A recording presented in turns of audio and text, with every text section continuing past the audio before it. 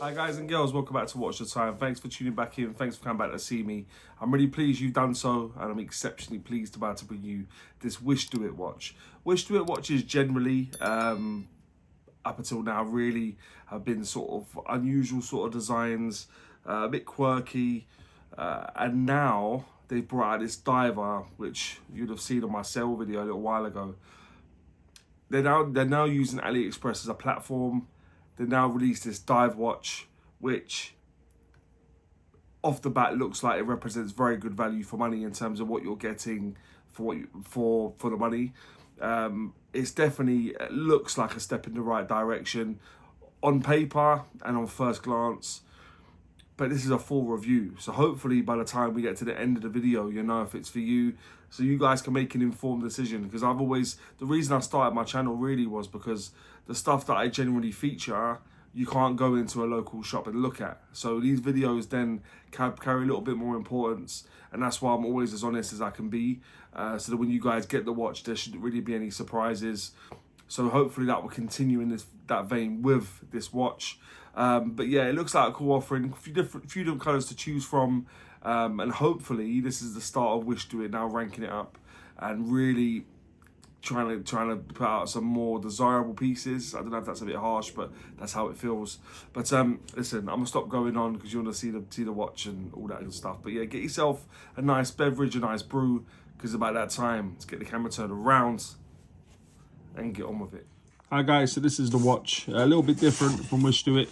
I'm not disliking that logo, to be honest. Hopefully they stick with something like that or very similar, or if not the same one. But this is the watch. It's the WishDoIt. It's obviously a dive style watch. We'll put it all to the side so you can have a look at it. Just give me one moment, guys. So yeah, this is the watch. This is the WSD 9987. A few different colours to choose from. This is the one I opted for, but you'll see the other ones you can choose from, just to give you a good idea of what's available. But like I said, dial looks nice and clean. Yeah. So inside this watch, it's running a Seiko N835 movement. What can I say about this movement now? I've had this movement in hundreds and hundreds of watches. But what I will say about the movement, aside from the specs of 21,600 beats per hour or vibrations, 24 joules, 41-hour power reserve, is they just keep going. I've never had a bad one, and that's testament to the fact I've had my channel now 4 years. I've been collecting watches quite a bit longer than that, and I've never had an issue with one of their movements. So that's got to mean something. Do you understand what I mean? And when you're looking at affordable watch like this is, that's not a bad place to start, knowing the heartbeat of the watch is going to be reliable. Do you know what I mean? That's all you can really ask for, and that's certainly the case with this watch. So the NH35 date movement from Seiko, yeah, nothing bad about that at all. The construction of the watch, aside from the bezel insert and the crystal, is all 316L stainless steel. So that's the crown, the case, you've got a chamfered edge going down the side of the case, the bezel, aside obviously from the insert, the bracelet, which is brush polished at the sides. You got a clasp, very much in keeping with a more famous brand. Case back, so yeah, case back, solid end links bracelet, clasp, crown, bezel, all 316L stainless steel. A bit of a mixture of brushing and polishing, but predominantly brush throughout. So yeah, there we are. The case thickness of the watch is 12.2 millimeters.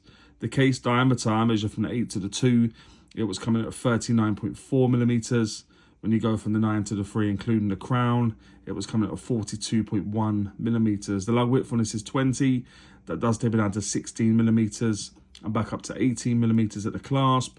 And the lug to lug, the tip of the watch. So at the actual longest point of the case, it's coming at 47.5 millimeters. Unfortunately, that does become 53.7 as it has got male end links at the center link, so it does protrude a bit. I would have preferred to see female end links, but those are the breaks. That's just, it is what it is. The bezel on this is 120 click unidirectional bezel. I'll let you take a listen. No real back play, no. Bezel very crisp. Clicks sound fantastic, don't they? Does it line up? That's the other thing you want to look for, isn't it? That is pretty much as good as it gets, isn't it? I think that is pretty bang on.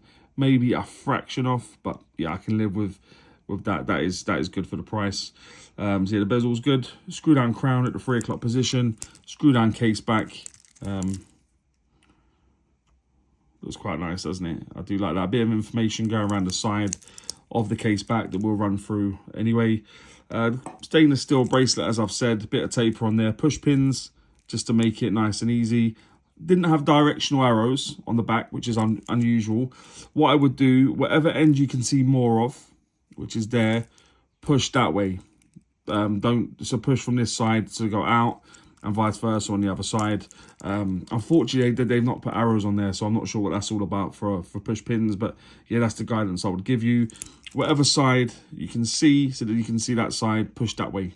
That's all I would say. Fully milled clasp. Some micro adjustment in there, which is actually quite easy to use. Isn't always the case with these types of clasps, but this is fine. The crystal covering the dial is a sapphire crystal and reasonable legibility, I would say. Not fantastic, but not bad. Bit of glare on there, but yeah, not bad at all. The water resistance, you'll make that down at the 6, is 150 meters, so that'll give you 15 atmospheres of water resistance, and the weight will appear in the top right. So it's 140.9 grams with 3 links removed. With those 3 links back in, you're probably looking at about 155 grams, maybe 160. So reasonable amount of heft on this watch, given the proportions.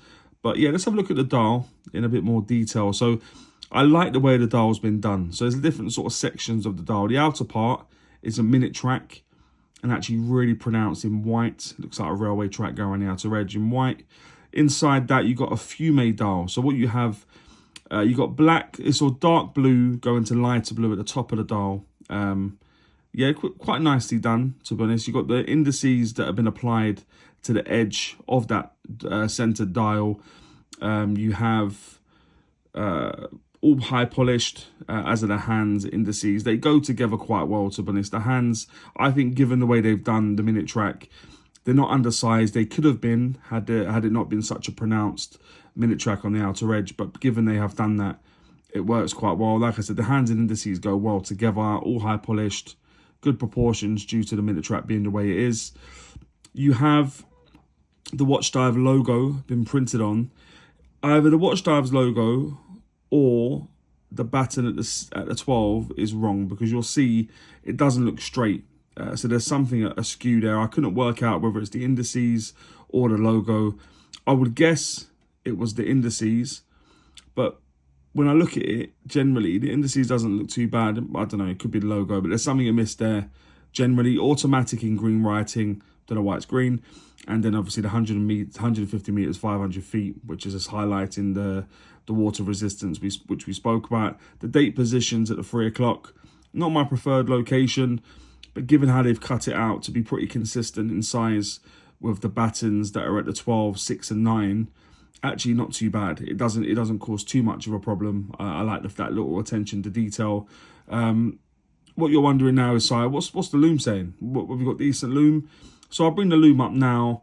The loom is pretty good. I wasn't sure what to expect. I would have preferred it to be a little bit stronger, but given the sort of price point this watch operates at, which I bring up in front of me as well, I don't think we can ask for everything. Do you know what I mean? Everything's relative to what you pay for something, and this is a quite inexpensive watch. It's below £100, so we've got to manage our expectations. But the loom generally is pretty good. Like I say, for the price anyway, it glows and it glows and it goes and it keeps going for a while. But yeah, not as long as I would like. But yeah, like I said, for the price of the watch, I can most definitely live with it. The movement, like I said, NH35 movement inside. Let me move this just slightly. So you'll see it hacks, you put it back in, it will start back up again. I will take it out so we can go past the 12 o'clock position. 1 minute to 12, we'll take that in terms of when the date changes over. And I'll put it back now to around here, put the crown back in. And if you want to operate the date by itself, put it up to the first position, turn towards you, and you'll hear it changing over. But that's everything going on there. When you want to screw the crown up, turn towards you so to not cross thread. And then put it in, and job is a good one. Let me just pop on the wrist quickly, give you an idea what it looks like on my wrist. One moment, guys. Okay, so this is what it looks like on my wrist. My wrist is about a 7¼ inch wrist. I think it works really well in terms of the size. You would have seen it in outside conditions at the beginning. But yeah, this is what it looks like in studio conditions. And I think it's quite a pretty thing, to be honest. Really nice, wears well, good size. But yeah, that's what I would say. What do you all make of it? Okay, so guys and girls, that'll now take me swiftly on to what I think is pants and pucker about the watch. If you've ever watched before, you know I always start with pants. I like to go on a high with pucker. That's what I think is pants about the watch. Not an awful lot. There's a couple of things I'm going to mention. First being male end links. Like I said, just adds a lot of unnecessary length to the watch. You can see how much it sort of overhangs. I would like to have seen female end links on this, given the proportions of the watch generally. And also the misalignment at the 12. I'm not exactly sure what's going on there. It looks to me like it's probably the indices, but it could be the logo. I'm not entirely sure, but there's something askew there that I can't quite come to terms with, and I'm not sure what it is.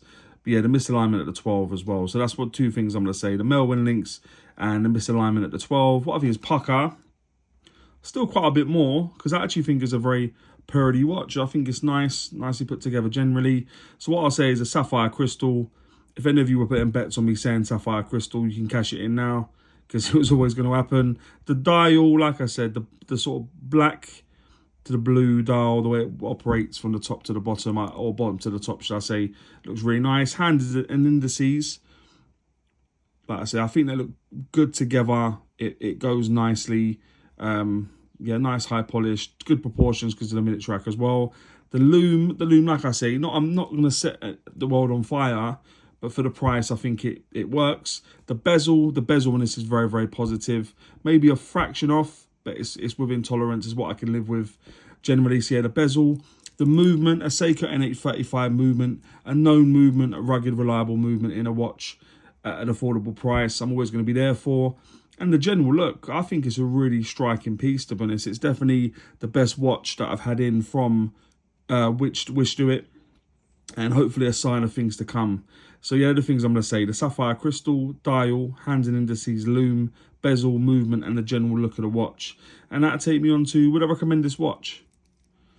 And I mean, I'm not saying this watch is going to be for everybody, but if you're looking for a dive watch on a budget with good materials used from a brand now, hopefully making some strides, I think this could be for you. I think this is definitely one to look at. With coupons and stuff, again, you probably get it cheaper, but yeah, I would recommend it. I think it's a cool watch. Not perfect, but a very, very cool watch. So yeah, definitely check it out. But guys and girls, as ever, please let me know what you think about this watch, more importantly, and maybe any other watches you may want to see on the channel. And as always say, don't forget to like, comment, subscribe, and always watch the time. Take care, guys. All the very best.